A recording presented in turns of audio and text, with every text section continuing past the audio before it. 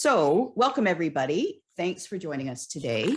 And I forgot to turn the subtitles on. Live transcript, enable live transcript.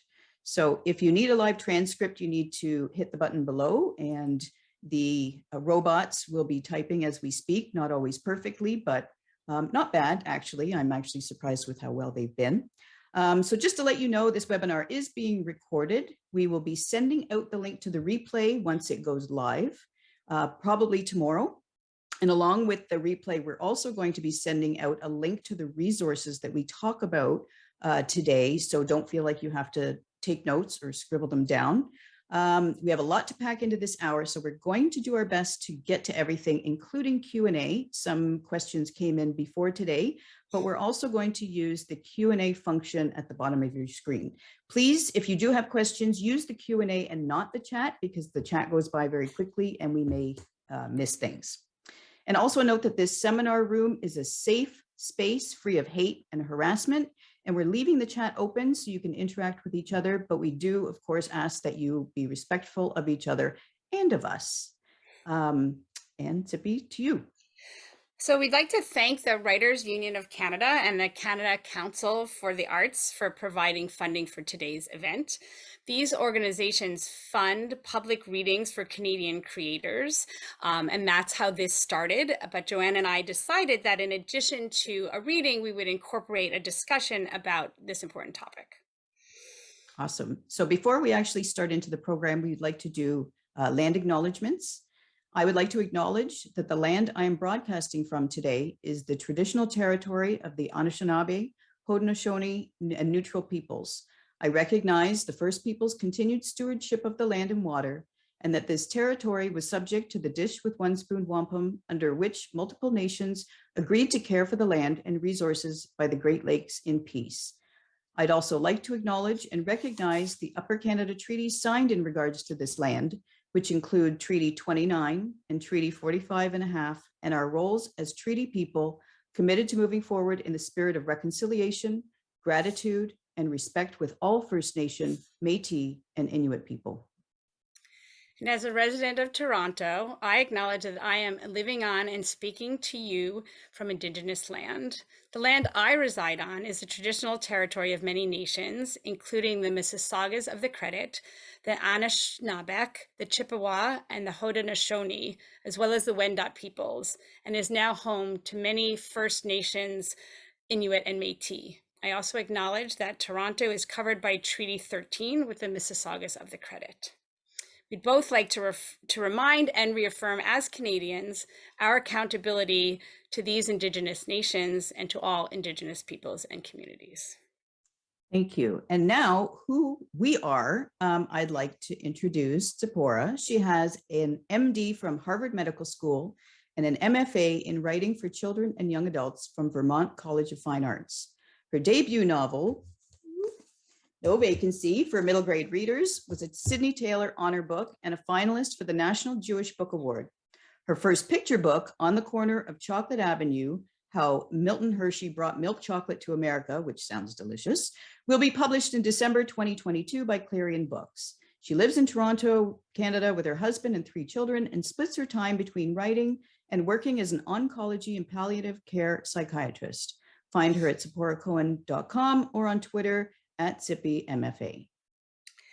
Thank you. And Joanne is the author of the Sidney Taylor notable books, Sorry for Your Loss and Small, Medium, at Large. Her other books include Fish Out of Water, The Sun Will Come Out, and the forthcoming Book of Elsie, which will be available this summer. She can usually be found at her computer, either creating spreadsheets, sometimes even just for fun, or channeling her younger self into books. She lives in rural Ontario, Canada, with her husband and kids of the furred and feathered variety. And you can find out more about her at www.joannelevy.com.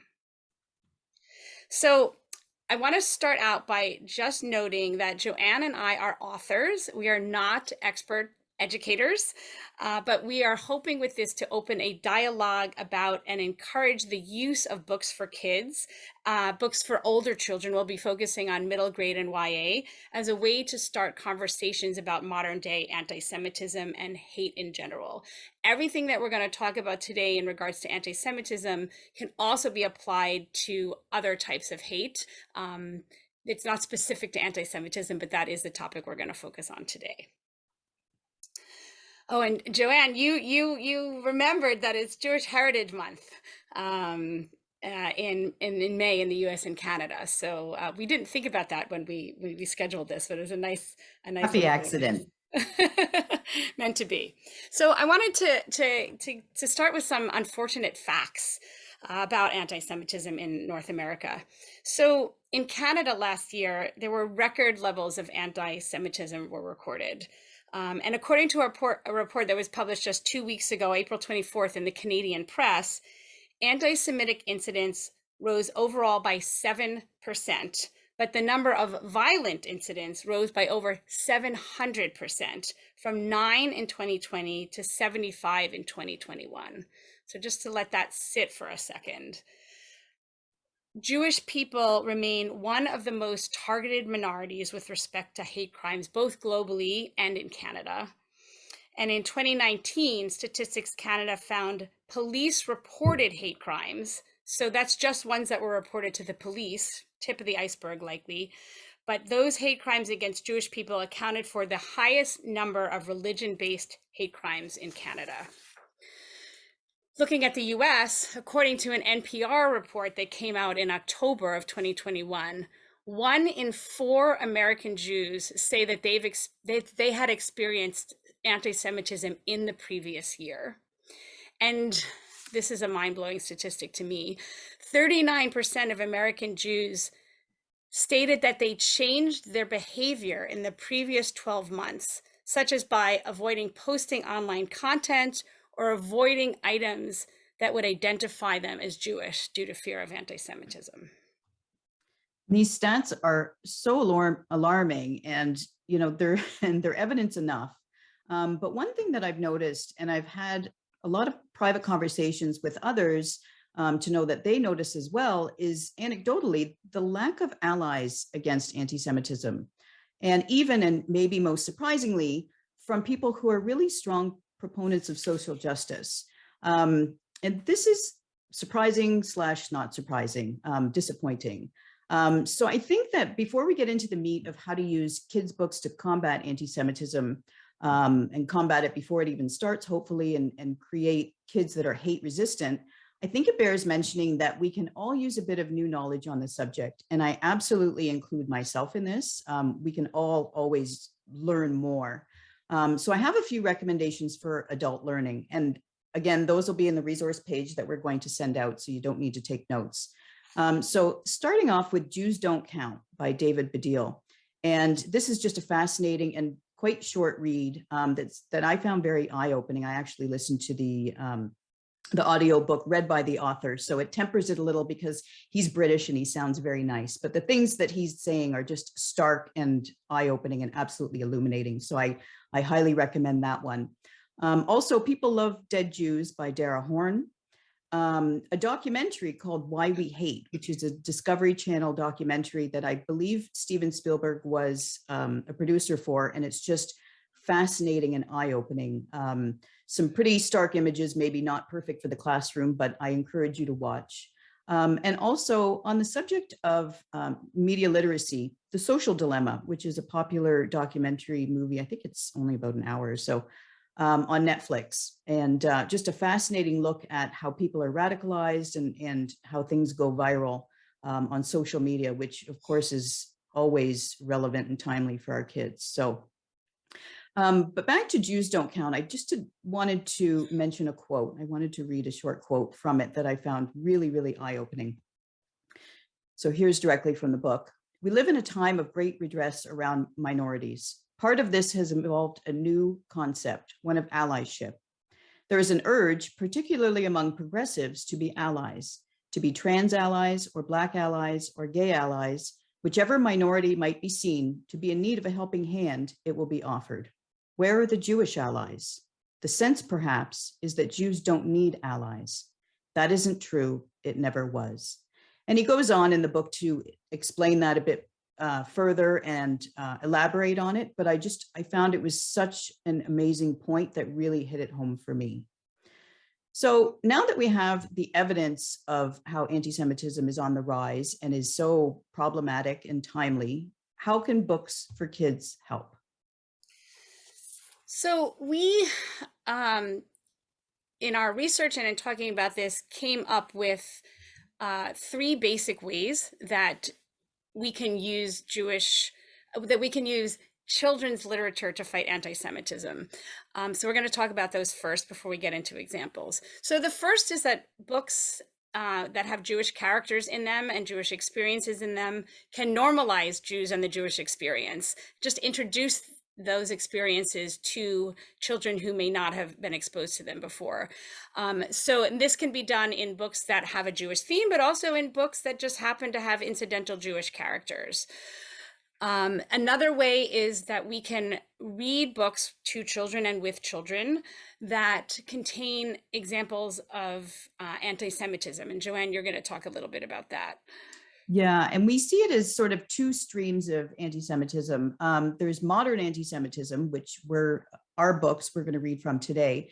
And those may not be quite as prevalent in bookstores. But there's also, of course, Holocaust books. And they are important. They're important about teaching about history and anti-Semitism.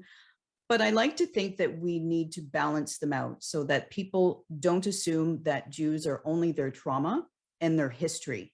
And also, if you are going to be teaching Holocaust books in your classroom, I know we have a lot of teachers here today, please make sure your books are well vetted. There are some very problematic books about the Holocaust out there. For example, the Boy with the Striped Pajamas, I know is very popular and got the Hollywood treatment, but please just Google why it's problematic and you will find out that it has been greatly shunned as a Holocaust education book. So please do your homework when you're teaching books about Holocaust. And the third thing about way to use kids' books is to show allyship so that we can show how other people have stood up against anti-Semitism, stand up for what's right, call out what isn't. And this can be a powerful way to teach this lesson through books. And one additional thing we want to add too is, and I talked about it before about the Netflix show, is teaching media literacy. And I know this is being used a lot in classrooms, but I can't stress enough how important it is to teach kids about social media and critical thinking and what they see on the internet and what they hear from others, and how important it is to fact check and make sure what they're repeating and retweeting and sharing is correct and not baked in old stereotypes and tropes. Very, very important. Yeah, something that should be in curriculum at all schools, I think. So I want to talk for a second about empathy and just define it. So empathy is the ability to put oneself in someone else's shoes and to understand what they are going through. It's basically the ability to feel what other people might be feeling.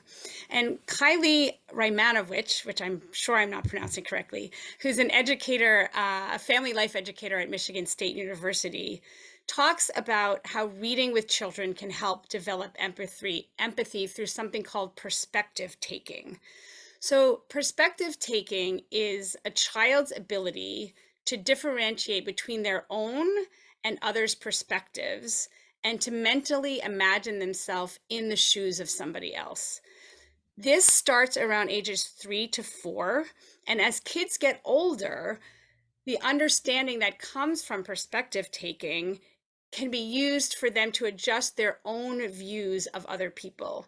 So perspective taking is not just about understanding, but it's also a way that children and adults can actively overcome their preconceived ideas. And those ideas can include biases and stereotypes. So it can be good or bad, which is why we Right. need to get to them young. Yeah. Books are definitely conversation starters that help open discussions about identity, differences, bias, prejudice, and allyship. The windows and doors concept by Dr. Rudine Sims Bishop, not Dr. Ruth, Not different Dr. Ruth. doctor. That's a different webinar. Yeah, may be familiar to many of you as teachers, but we think it bears mentioning here. It's such a succinct way of looking at what books can achieve. So I'm going to quote her because she says it way better than I could. Books are sometimes windows offering views of worlds that may be real or imagined, familiar or strange. These windows are also sliding glass doors, and readers have only to walk through in imagination to become part of whatever world has been created and recreated by the author.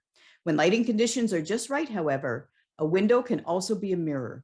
Literature transforms human experience and reflects it back to us, and in that reflection, we can see our own lives and experiences as part of the larger human experience. Reading then becomes a means of self-affirmation, and readers often seek their mirrors in books. So this is just an amazing quote, and it's just such a great way to look at things and what books can do.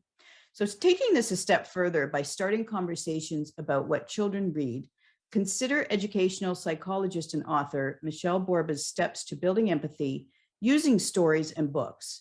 This is a simplified list, and we'll include a link to Dr. Borba's site in our resources handout.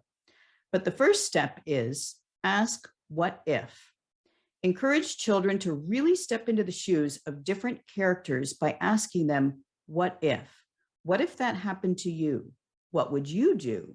What would you say? And you can see how these can be used for younger kids with picture books as well as for older kids and novels. So step 2 is ask, how would you feel? Ask a child if they can relate to that character's experience. Has something like that ever happened to you? How did that make you feel? And the third step is ask them to think about you instead of me. By encouraging children to think about someone else's perspective, you're asking them to think about the you and to ask themselves, how do they feel? What do they need? And how does this affect them? You can encourage this skill while reading by asking them to think about or guess what others are feeling in the book. And classroom read alouds are great opportunities for this. So we invite you to think about books as windows and use these specific steps to build context and empathy when reading. So this is a great segue into our readings. So think about these questions as you listen to us read examples from our own books. And we're going to start with short readings that build empathy by normalizing Jews and their experiences and demystifying some Jewish practices and rituals. So we're going to start with Tzippy's No Vacancy. So just for those of you who may not have read the book, very quickly, No Vacancy is about 11-year-old Miriam Brockman, who's Jewish and whose family moves from Manhattan to a very small town in upstate New York to run a motel that they have purchased. They're going to live there and run it. Miriam befriends Kate, who's Catholic, whose grandmother runs the diner next door. The motel is not doing well, therefore the diner's not doing well. And Miriam and Kate join together to figure out a way to save the motel by bringing more people to the town. So what I'm going to read to you first is a couple pages from chapter 4. So this is their first Friday night, their first Shabbat at the motel. And this is Miriam, from Miriam's point of view. Shabbat starts at sundown. So around 6 o'clock, we all take a break from the cleaning and phone calling and organizing and take showers and put on clean clothes. Uncle Morty and I put a couple of the little tables together in the middle of the dining room. Our special Shabbat tablecloths are in storage, so Mom covers the table with one of Sammy's bed sheets that she brought so his bed here would feel more like home. She sets the Shabbat candles up on the counter between the toaster and the waffle maker. Maria pops her head in the room to say goodbye. Maria is the hotel housekeeper. I hope that Mom invites her to dinner. Having company is a big part of Shabbat, probably my favorite part. she doesn't. Uncle Morty brought barbecued chicken plus potato kugel and couscous along with the challahs and grape juice. I made a salad with the lettuce, cucumbers, and tomatoes Mom brought back from the grocery store. Dad heats the food up in the half-size oven in the kitchen while I set the table with paper plates and plastic knives and forks. Our nice dishes are still in boxes, and Uncle Morty won't use the plates the old owners left because they aren't from a kosher kitchen. Even Sammy helps, bringing the salt and pepper shakers from the kitchen, leaving a trail of salt behind him like Hansel and Gretel. I stand next to Mom while she lights the Shabbat candles. She covers her eyes and says the blessing, then kisses me on the head and says, just loud enough for me to hear, Shabbat Shalom, sweetie. You've been a great sport this week, and I haven't said thank you enough. Shabbat is like that. No matter how busy the week has been, how much everyone has rushed around not having time for anything but work, on Friday night, everyone takes a big breath and sees each other again. Everyone takes their seat at the table. Because Uncle Morty is here, Dad does the blessings over the grape juice and challah. At home, we just eat. Even though we're all Jewish, everyone in my family is Jewish in a different way, especially when it comes to food. My parents will eat just about anything except pork and shellfish, things like shrimp and crab and lobster, because those are the big no-nos in Judaism. Uncle Morty, even though he's Dad's brother, only eats kosher food on kosher plates, like Bubby and Zadie do, so no pork or shellfish for him. He also doesn't eat milk products and meat together. No cheeseburgers. That's another big no-no if you're kosher. And he doesn't eat in restaurants unless they're kosher ones. Dad says there's no right way and no wrong way to be Jewish. But if that's true, then why do Bubby and Zadie get upset when Dad takes me and Sammy to Burger King? And why did we have kosher plates back at home but eat on Mrs. Whitley's plates at the diner? The whole thing would make a lot more sense if someone would just tell me the real rules. So this excerpt, the way I look at it, introduces either a non-Jewish reader or a Jewish reader who neither of whom might have heard about Shabbat or kashrut, keeping kosher before, just to the concepts, what Shabbat looks like, what keeping kosher can mean. The other piece I think this can help with is just introducing terms. So Bubby and Zadie, which becomes clear from the book, means grandma and grandpa. The word Shabbat, instead, which is the Hebrew stand-in for Sabbath. And I think it also importantly can show readers that there's no one way to be Jewish, which is something that people outside the community may not be as aware of, that there's just a wide range of practice and observance in Judaism. That's one of the things I especially loved about No Vacancy is that whole range, and that it's all okay, and how you are Jewish is okay, and there's no one right way. And I thought that was so wonderful to see. I don't think I've ever seen that in a kid's book, to be honest. So it was great seeing that whole range. So thank you for that. All right, tell us a little bit about your book. Yeah, so my book is The Book of Elsie. It's not out yet. It comes out in August, so you're getting a sneak peek. And the one-liner about the book is that the very fierce and smart Elsie saves her synagogue and helps rally her community to show their support against hate. So I'm going to start right at page 1, so I'm not going to actually give you any extra context. So the Book of Elsie. I am going to be so fierce. I was so happy that I spun around and around. My hand was high in the air, holding the pretty scarf I just found on the 25-cent rack. Score! It was a Saturday afternoon, and I was with my best friend, Grace. We were shopping at our favorite thrift store. We came here almost every Saturday afternoon. We loved searching for new stuff every week. You never knew what kind of treasures you'd find. But even if we didn't find anything good, Grace and I always had fun. We loved picking through the racks of old clothes. I was always on the lookout for cool things, but now I was on the hunt for my Queen Esther costume. I'd wear it to the Purim party at my synagogue, Temple Bethel, next month. Abba was working on my dress. I hadn't seen it yet, but I knew it would be awesome. He was a costume designer at a theater, so he knew all about costumes. I couldn't wait to see it. He tried keeping it a surprise, but I'd bugged him so much he'd finally brought home a swatch of the fabric. So now I knew it would be made of a rich green velvet, but nothing else. He was planning a big reveal. I had the mask I'd made last year and had found the perfect sandals the month before. Now all I needed was a scarf and a crown, and I had just found the perfect scarf. For only a quarter. It was green with gold fringes and would match the dress. Everything was coming together. This is the last piece I needed for my costume, I said to Grace, other than the crown, but I won't get one of those here. That would be an epic find if you did, Grace said. Can you imagine? Like if some royal donated their crown by accident or something, or it fell into their donation bag? Grace was always thinking up stories. That would be awesome. I twirled again, loving how the filmy scarf floated behind me. I guess I'd have to return it, but after the party. Grace nodded, obviously.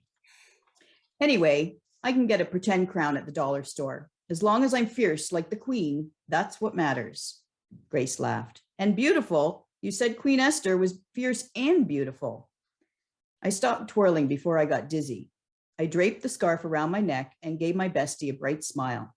Obviously, Queen Esther was fierce and beautiful. That's how she saved the Jews and became a superhero. Grace rolled her eyes. Elsie, they didn't have superheroes in those days. She was as close to a superhero as you can get. If they made a movie about the Purim story, Gal Gadot would play her. Grace nodded. She's totally fierce. Anyway, I started looking through the racks for more treasures. I can't wait for the party. You've been planning it forever, Grace said. Since last year's, I said. Purim parties at the temple are so epic.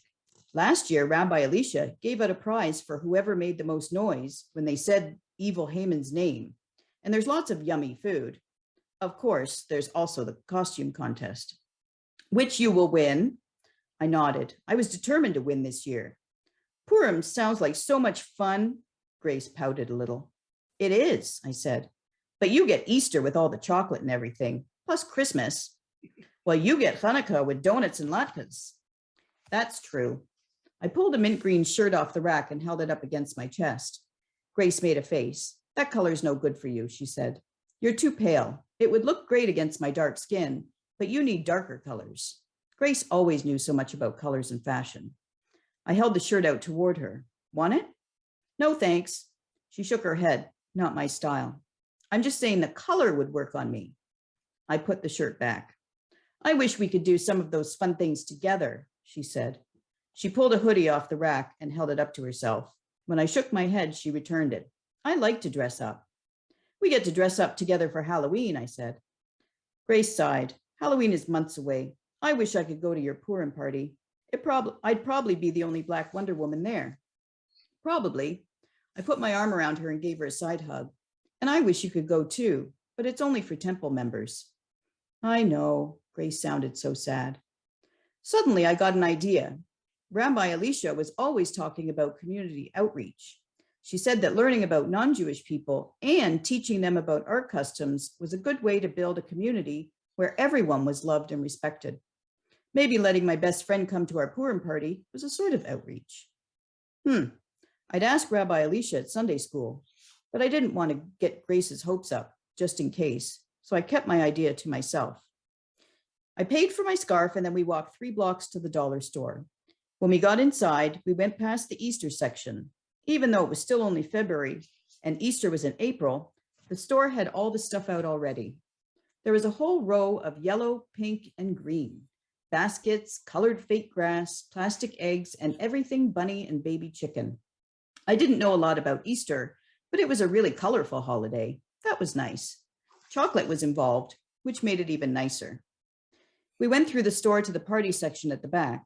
It bummed me out that there wasn't a specific section for Jewish holidays, but I was used to it. Our friend Sana, who is Muslim, said there wasn't a section for her people either. So that's the first opening pages of the book of Elsie. And it's just a way to share 2 friends who are from 2 different cultures and backgrounds, and they're sharing their joy with their own things and no judgment between them. They just accept that each other celebrates different things and in different ways. And I think normalizing that is a great way to fight hate. And also this is a little bit of a gentle reminder about the way that things in our society are often centralized around Christian holidays and how kids may not see themselves. I've never walked into my dollar store and seen a Hanukkah section. So just sort of that empathy thing of what it might be like to not see your own culture represented in society at large. So I thought that was kind of illuminating. And I love it because it talks about Purim, which is not mentioned in many books. I mean, people are familiar with Passover and Hanukkah, Rosh Hashanah, Yom Kippur, even, but it's so rare to have Purim in a book. I always talk about these are the holidays that aren't in your iPhone calendar, or your printed calendar. The non-calendar Jewish holidays But that are only Purim's in the the Jewish fun calendar. Jewish holiday. I know, I know, it's awesome. And I've definitely had that experience with the dollar store and shoppers, and yeah, or when Hanukkah wrapping paper shows up 3 weeks after Hanukkah because that's when Christmas occurs that year.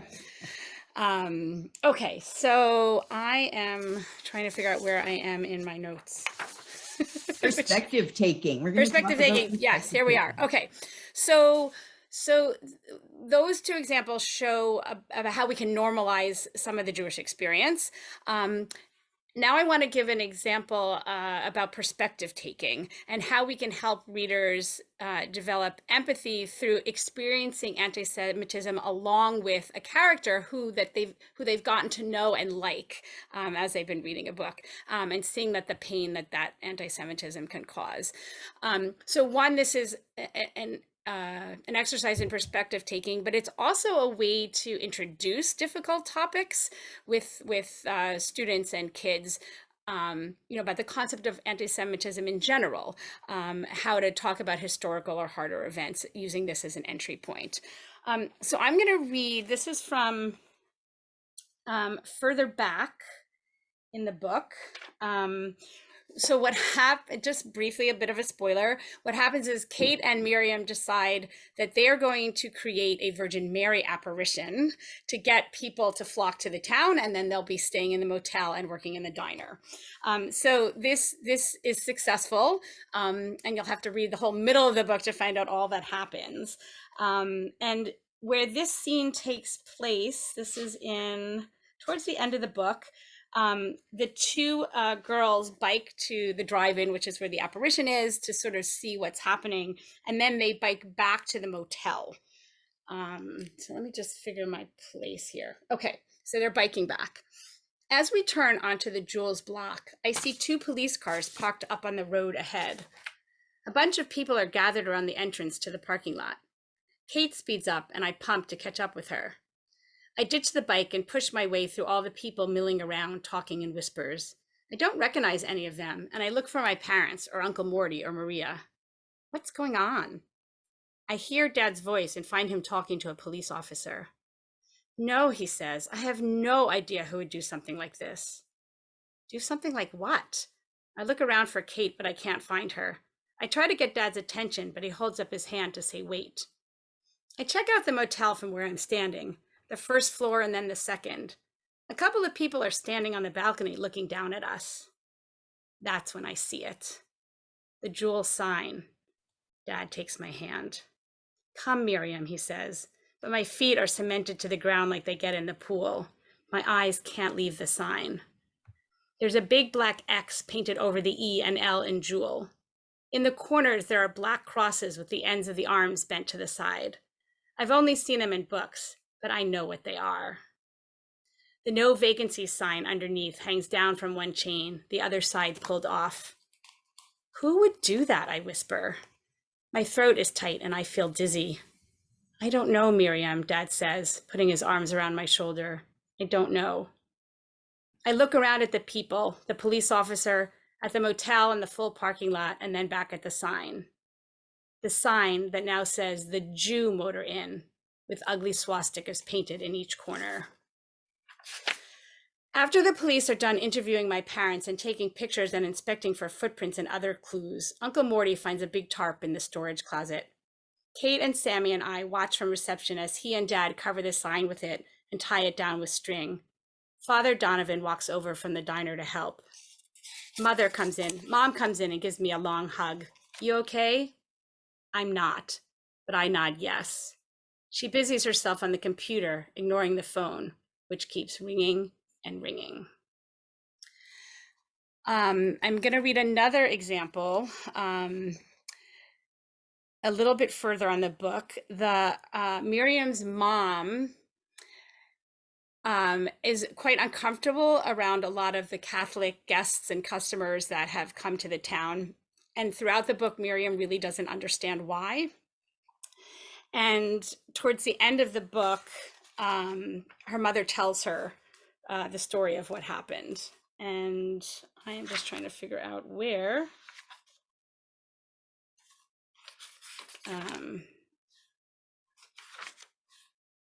I should have marked this better, so I apologize. Is it 195? Yeah, I did write that down. Okay, so Miriam is talking with Father Donovan, who is the Catholic priest who runs the church in the town. And about what had happened, she confesses to him about her and Kate's role in the apparition, which is a little beside the point of this scene of what I want to read to you. But here's the conversation between the two of them. They're sitting in the diner. I feel so much better until I remember the sign. Why do people hate Jews? Father Donovan looks out at the cars in the parking lot for a bit before he answers. Have you ever made assumptions about something or someone, but then found out you were wrong?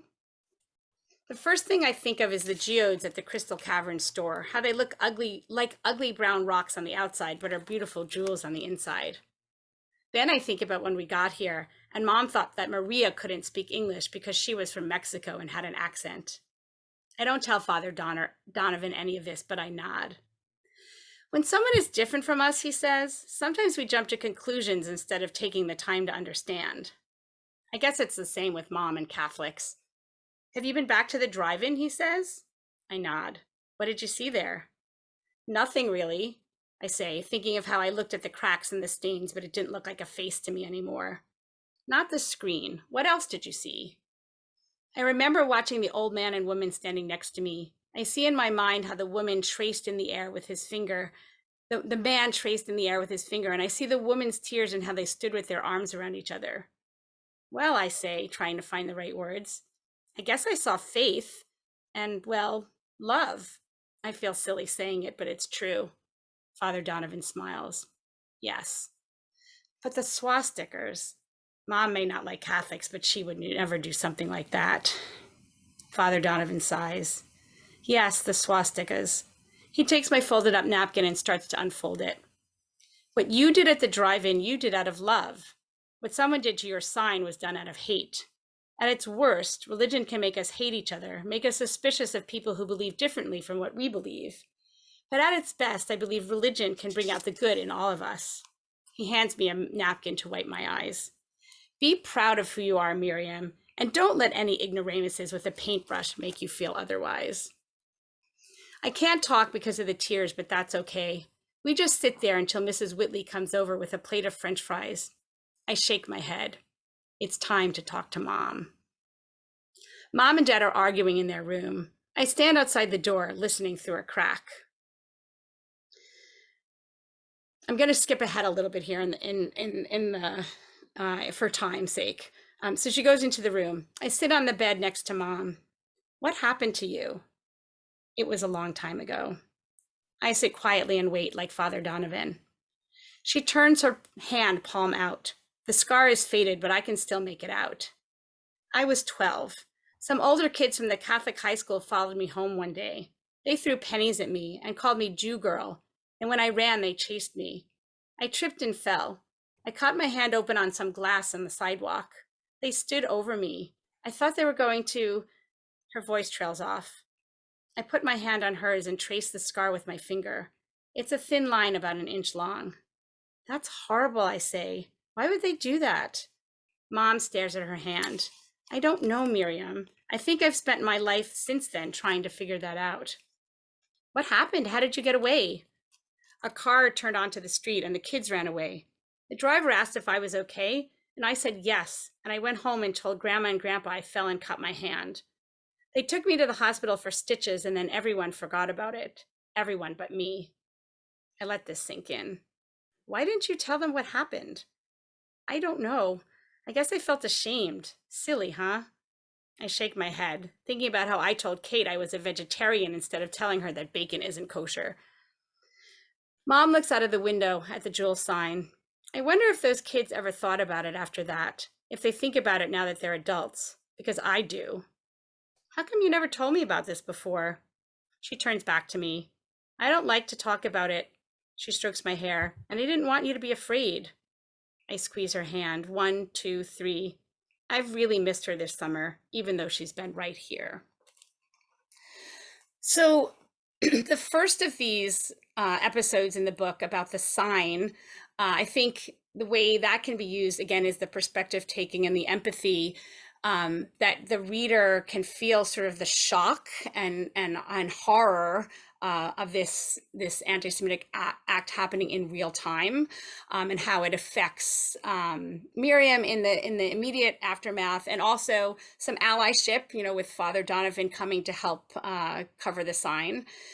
And I think this second one, talking about Mom's incident in the past, again, can show some perspective taking about the incident itself, but I think also shows how damaging those incidents can be, how they're not a one-time thing, that they can last with you for life.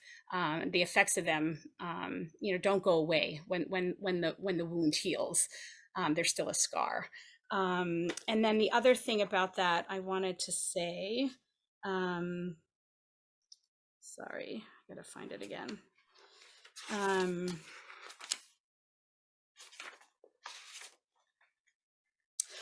About the shame, also illustrating to people how this phenomenon that happens when you're a victim of a hate crime or an anti-Semitic or a racist remark, that often we as the victims tend to feel shame, which is something I think that also can be talked about with kids. Great. So Joanne, I'm turning it over to you. Excerpt, thank you. And that shame thing, it's fresh in my head because I just listened to the Jews Don't Count audiobook. That's mentioned also, and it's just so eye-opening that we internalize shame when we're victims. And that's not just anti-Semitism. I think that's across the board. But absolutely. Yeah, really interesting. Thank you for that. So I'm going to read a little further ahead in the book of Elsie, and this part is when Elsie and Grace are going door to door in Elsie's grandparents' apartment building. It's a seniors residence apartment building, and they are selling tickets to their Purim fundraiser. So they're going door to door, and they just have a couple tickets left. So they're going to be knocking on doors that they don't know the people. So we turned, finding ourselves in front of apartment 3C. Grace knocked on the door. We heard some shuffling, and then the door swung open. It was an old man with a big belly, wearing a plaid shirt that looked like it was about to pop a few buttons. He had long, bushy eyebrows and thick glasses. He was frowning. I suddenly wished we hadn't knocked on the door. The look on Grace's face said she was thinking the same thing. This man wasn't smiling or happy to see us the way all the other seniors had been. This man acted like we'd interrupted his nap. I thought about running away, but it was a long way to the elevator. Plus, outreach meant engaging the community, even the people that weren't like us. That's what Rabbi Elisha always said. "What do you want?" the man growled. Was that too loud? Sorry. I cleared my throat and gave him my best smile. "Hello, sir," I said. "We're selling tickets for the Temple Beth El Purim fundraiser. And each ticket comes with a free Hamantaschen," Grace added. "Temple what? Free what?" "Temple Beth El. It's a fundraiser for the synagogue, sir," I said. "Hamantaschen are a type of cookie." I pulled one out of the tote bag and offered it to him. He didn't move except to sneer at the bag in my hand. His bushy eyebrows went up and then down like caterpillars on a branch. It would have been funny if he hadn't been glaring at us. "You want me to give Jews money?" Oh, the way he'd said Jews sounded mean. "Let's go, Grace," I said, grabbing her arm.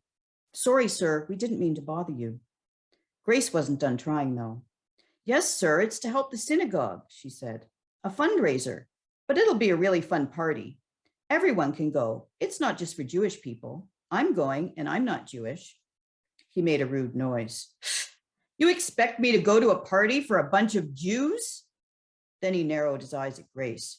And you, who let you in the building? When he said you, I knew he was talking about Grace being Black. And he'd said it the same way he'd said Jews. Come on, Grace. I pulled her down the hallway, away from the man. The man yelled after us, you rotten kids shouldn't be running around the building. I'm calling the cops if you don't get out of here. So that's all I'm going to read from that fun section. But I did also want to follow it up with another part where it's quite a bit forward, but going back on the theme of shame, Elsie keeps it to herself what happened with that man for some time. But then her synagogue gets vandalized, and she's there with her father, and the Purim party gets canceled. But she still goes out with her dad to give out baskets to the community, which is a part of the Purim holiday. So they start out at Elsie's grandparents' building, the scene of where we saw that terrible old man, but at Elsie's grandparents' apartment. So I'm going to start there. We took some baskets to seniors in my grandparents' building that Abba knew. Thankfully, none of them were on the third floor. Then we took one to Bubby and Zeta. They made tea, and we sat at the table to tell them the bad news about the temple, how it had been vandalized. They were very sad about what had happened. Abba also asked them about the man on the third floor. Mr. Burns, Bubby said. He's a sad, lonely man who can sometimes say horrible things. It wouldn't have been him that vandalized the synagogue. He's basically housebound. And while he's vocal, I can't imagine he'd do something so overtly hateful. Or illegal, Zeta said. Bubby looked at me. Why didn't you tell us when it happened? I shrugged. I don't know. He was mean to Grace too. I guess we just wanted to forget about it. We didn't like thinking about how mean people can be. I understand, Bubby said. No one likes to think about it. It's an unfortunate reality that people like that exist. A reality we wish you never had to face. You, Grace, or anyone. But some people have hate in their hearts. Sometimes they take it out on people they don't even know. That's not right, I said. No, it's not, Zeta said. Hating someone because they're Jewish or because of how they look, the color of their skin, their disability, or, he smiled at Abba, who they love, is absolutely not right. No one should be hated simply because of who they are. Well, I hate those haters, I said, feeling anger bubble up in me. I started to cry, but they were mad tears. I wanted to bang on the table and yell. I hate that they destroyed our temple. I hate that they ruined our party. I hate that they ruined everything. Elsie, Bubby said calmly, I know you're upset, but that's enough. I swallowed and took a deep breath, pressing my lips together to keep the rest of my angry words in. Bubby went on. There's enough hate going around. You have every right to be upset, but don't allow that hate to put hate in your heart. Hate has never solved any problems. In fact, it often creates more. I wasn't sure what she meant, but Abba was nodding, so she was probably right. That's a little bit of a teachable moment. Yeah, I think we all need to remember. Yeah, I'm wondering, Joanne, if we should skip ahead to questions just because time is flying by. Close. I did want to just mention that the very quickly, and I can do it in a minute or so. The third thing that we wanted to talk about, building media literacy. There's lots and lots of books out there about media literacy and critical thinking skills. And I did want to also talk about, for example, this book, which is by Kara Bermans. She actually lives kind of close to me. Why Stuff Gets Popular. And she also has written a book about lies and truths and things. And one of the things that I think is great about this particular book is that it actually has a portion about propaganda and hate speech. And it's just a really, really great book. Both of her books are really great. So I just wanted to mention that. And also that we do have the full resources list that we're going to be sending out with these books. And also I see that Kathy Kaser is in here, and I mentioned her books. If you're looking for books about Holocaust, she has a whole catalog, and discussion questions on her website about that are a great resource. That'll be on our list. And also need to talk about the assignment for older kids. This is, and I think Lisa is in here. I see you, Lisa. This is based on true facts, like an assignment that went terribly, terribly wrong and what happened after it. It's an absolute must read for adults and older kids. I would say it's a teen book more than a middle grade book, but please get yourself a copy. So important, so important. Yes. And shows allyship. Very much. Yeah. So I think we're going to go to questions, and we did have a couple that came in beforehand. So I think we'll maybe start with one or two of those. The first one that we got is, how do you feel about non-Jewish writers including this topic in their kidlit writing? And hello, aspiring author, if you're out there today. I think it's important to do your research and get a sensitivity reader or two to make sure that you get it right. But we absolutely appreciate your allyship in focusing on these topics. But it's important it's important for us to say that just as anti-Black and brown and Indigenous racism is a white person's problem to solve, anti-Semitism is a non-Jewish person's problem to solve or help solve. So we absolutely appreciate the allyship. Just please make sure you get it right. And your strength as a non-Jewish author is in showing how non-Jewish characters can be allies. So maybe focusing on that is where your strength is in talking about anti-Semitism. Thank you. So another question that came in was, have you found that publishers welcome books that deal with anti-Semitism, and which publishers have responded positively?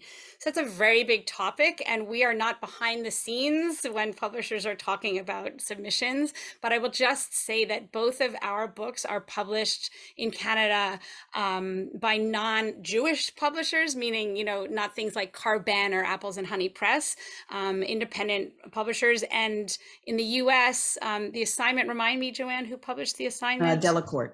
Delacorte. So clearly publishers are open to and willing to include these types of books in their lists. Yeah, absolutely. And it all depends on the publisher and the editor and their focus as well, because keeping in mind that an editor will have to sit with your book for a couple of years. So they have to really embrace the topic and feel strongly about it as well. So there definitely are editors out there that are looking for books on these topics, for sure. Absolutely. And number 3 question that came in is, how can positive Jewish role models in children's books inspire future generations to do good? And this one's from E-Train. Hi, E-Train. I think this is a great question. And I think exactly what we talked about today, building empathy in people who aren't Jewish so they can normalize the Jewish experience. And that's always doing good, and making kids hate resistant, starting young and building that empathy, and inspiring allies to understand that they need to speak up and call out things that they know are wrong. Great question. Thank you. And we got a couple in the Q&A. What inspired you to write your stories? Tippy, you want to start with that one?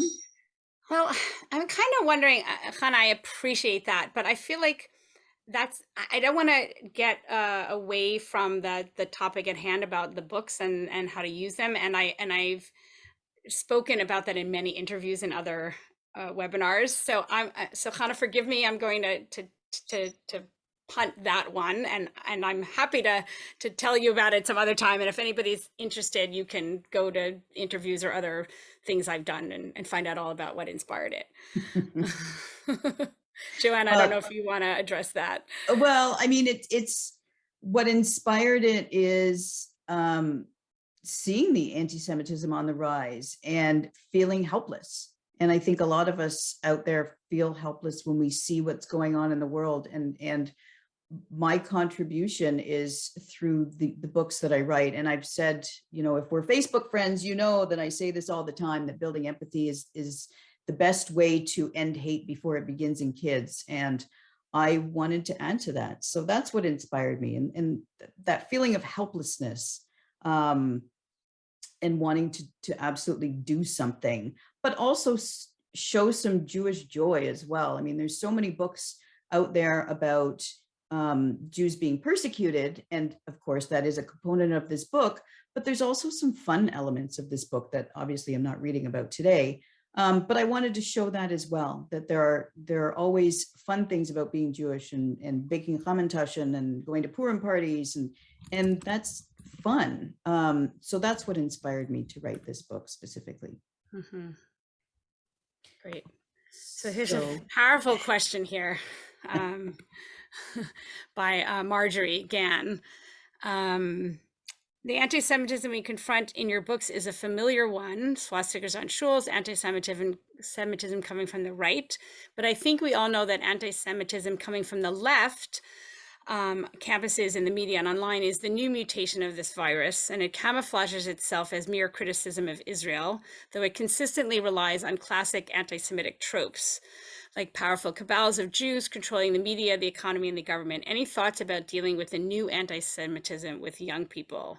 That is such an intense. That's tough. And if I might jump in, I don't have an excellent answer, but I will go back to that Jews Don't Count book and say, allies can please read that, because it addresses that very specifically, and giving people language to talk about that specifically. And he very specifically mentions progressives and this sort of thing. So, it's a tool. It's a tool. I can't speak to kids' books that would help address this, and that's mostly what we're talking about. But for adult learning, I would highly recommend Jews Don't Count. In terms of thinking about some kids' books, I'm thinking more of picture books offhand, although, well, I guess we're teaching kids. So there's this wonderful quote that says, "A child who reads will be an adult who thinks." So I think that exposing kids to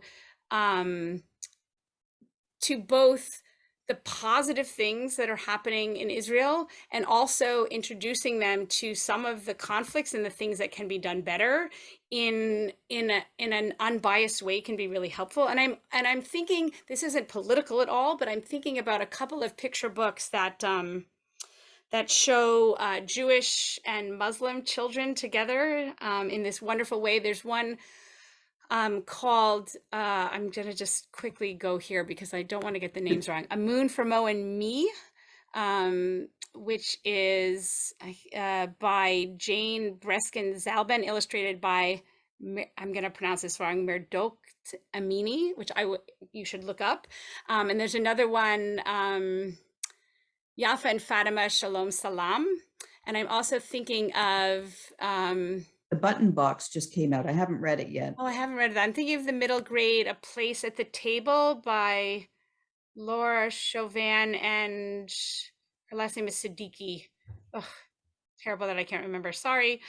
Wonderful book that are showing Muslims and Jews. There you go. Place at the Table. Love that book.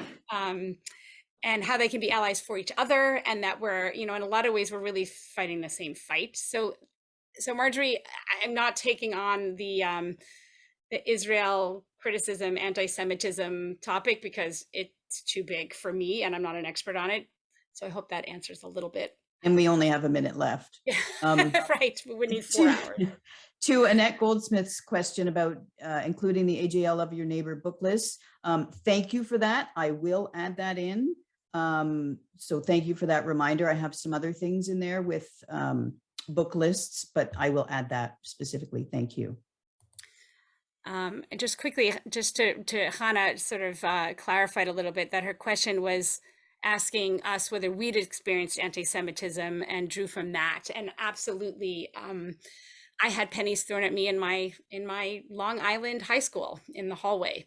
And I remember, one, not really understanding what that trope was about and how that came to be, but also feeling a lot of shame about it. And so, yes, I definitely channeled some of those experiences. I channeled in the beginning of the book, Miriam tells Kate, they won't be going to church because they're Jewish. And Kate says, "Oh, I never had a Jewish friend before," which is, very innocent, but that kind of uncomfortable. I don't know if I'd call it a microaggression per se, but I've certainly been in that situation many, many times.